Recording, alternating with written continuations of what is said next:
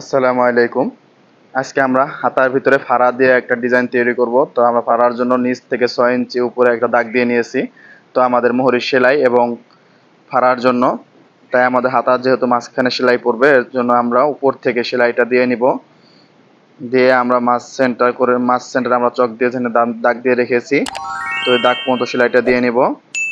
তো এটা আমাদের হাতার ফাড়া দিয়ে ফুল দিয়ে একটা ডিজাইন তৈরি করব। তো আমরা মাঝখান থেকে সুন্দর করে হাত দিয়ে বসায় নিতে হবে।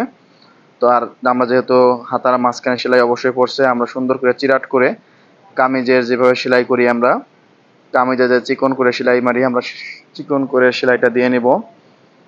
এটা কিন্তু আমাদের সাইডের ফাড়ার মতো ডিজাইনটা করতে হবে।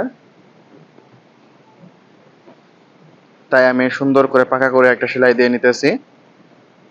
আমরা যেভাবে সাইডের কামিজের সাইড সেলাই করি, সেম একইভাবে আমরা হাতার ফাড়ার ডিজাইনটা তৈরি করব। আমি একটা সেলাই দিয়ে নিয়েছি, এখন আমি লব দিয়ে আরেকটা সেলাই দিয়ে নিব।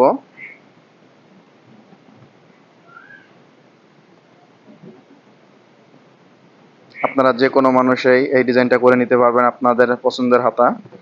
এখন আমরা সমান করে হাতার মুহুরিটাও সেলাই করে নিব। কামিজে যেভাবে সেলাই করি সেম একইভাবে মুহুরিটাও সেলাই করে নিতে হবে, আধা ইঞ্চি পরিমাণ।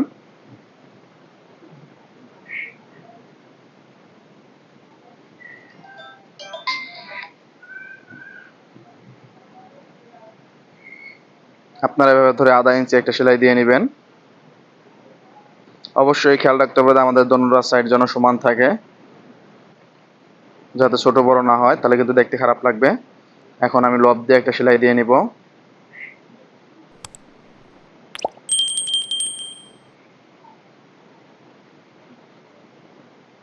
আমাদের কিন্তু হাতার ফাড়ার ডিজাইনটার কাজ শেষ। এখন আমরা হাতার ফাড়ার উপরে একটা ফুলের ডিজাইন করব। তো আপনারা দেখতে থাকেন। তো তারপরে আমরা প্রথমে হাতার ডিজাইনটা করতে হলে আমাদের নেড়া বানায় নিতে হবে। তাই আমি অ্যাঙ্গেল করে কাপড় কেটে নেব।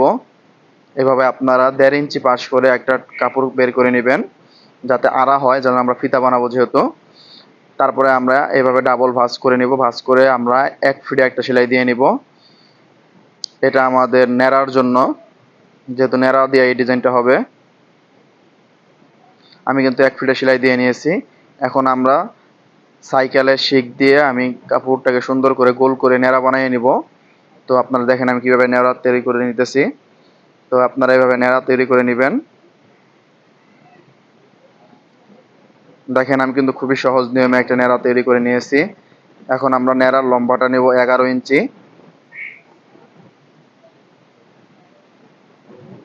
আমি 11 ইঞ্চি নিয়েছি, বেশি দিলে কিন্তু দেখতে ভালো লাগে না, তাই আমার পছন্দ মতো আমি 11 ইঞ্চি করে নিয়েছি। এখন আমরা টুকটা কাপড় থেকে একটা ফুলের ডিজাইন তৈরি করব। তো আপনারা দেখতে থাকেন। আমরা প্রথমে এইভাবে সমান করে কেটে নিতে হবে। আমাদের পাশটা থাকতে হবে 4 ইঞ্চি বাই 3.5 ইঞ্চি, লম্বা 4 ইঞ্চি এবং পাশ থাকতে হবে 3.5। 4 হলেও কোনো সমস্যা নাই। আমি 4 ইঞ্চি লম্বা করে নিয়েছি এবং পাশটা 3.5 ইঞ্চি করে নিয়েছি। 4 দেখেন 3.5। তো আমরা সাইভাবে আমরা কাপড়টাকে প্রথমে 2 ভাঁজ করে নিব। 2 ভাঁজ করে সমান মাছ সেন্টারে, খোলা অংশ থেকে মাছ সেন্টারে এভাবে কাপড়টাকে ধরে আমরা ফুল তৈরি করব। তো তারপরে আমরা মেশিনে এই নেড়াটা দিয়ে সুন্দর করে উল্টো সাইড থেকে কাপড়টাকে সুন্দর করে মুড়িয়ে দিতে হবে। মুড়িয়ে দিলে কিন্তু আমাদের ফুলের ডিজাইনটা হয়ে যাবে। আমি কিন্তু একটা ফুল অলরেডি তৈরি করেছি, সেম একইভাবে এই ফুলটাকেও তৈরি করে নিব। সেম মাছ সেন্টার থেকেই প্রথমে আমরা সেলাই দিয়ে ব্যাক স্টিচ দিয়ে নিব সুন্দর করে, যাতে নেড়া না খুলে যায়। সেম একইভাবে মুড়িয়ে দিতে হবে। এখন আমরা সুন্দর করে ফুলটাকে টেনে মিলিয়ে দিব, পাইল করে নিব। পাইল করলেই কিন্তু আমাদের ফুলের ডিজাইনটা হয়ে যাবে, ঠিক মাইকের মতো দেখতে দেখা যাবে। আমাদের ফুলে কিন্তু কোনো কাঁচা নেই, কোনো কাটাকাটির কোনো প্রয়োজন নেই। দেখেন খুব সুন্দর একটা ফুলের ডিজাইন হয়ে গেছে। তো এই ফুলটাকে আমরা হাতার মাছ সেন্টারে লাগিয়ে নিব, তাতে আমাদের ফুলের ডিজাইনটা দেখতে অনেক সুন্দর লাগবে। আমাদের কিন্তু ডিজাইনটা শেষ। এখন আমরা হাতার উপরে সুন্দর করে ফুল বানিয়ে নিব। দেখেন আমি কিভাবে ফুল বানিয়ে নিই। প্রথমে আমি চক দিয়ে মার্ক করে নিলাম। এভাবে আমরা দুইটি ফুলের মাথা এক করে ধরবো, ধরে আমরা উল্টো সাইড থেকে এভাবে আমরা দুইটি ফুলের মতো করে নিব। নিয়ে প্রথমে আমি একটা ব্যাক স্টিচ দিয়ে নিতেছি যাতে সরে না যায়, ছোট বড় না হয়ে যায়। আমি কিন্তু হাতার ফুলটা তৈরি করে নিয়েছি। এখন শুধু আমরা উপরে নিয়ে বসাই দেব।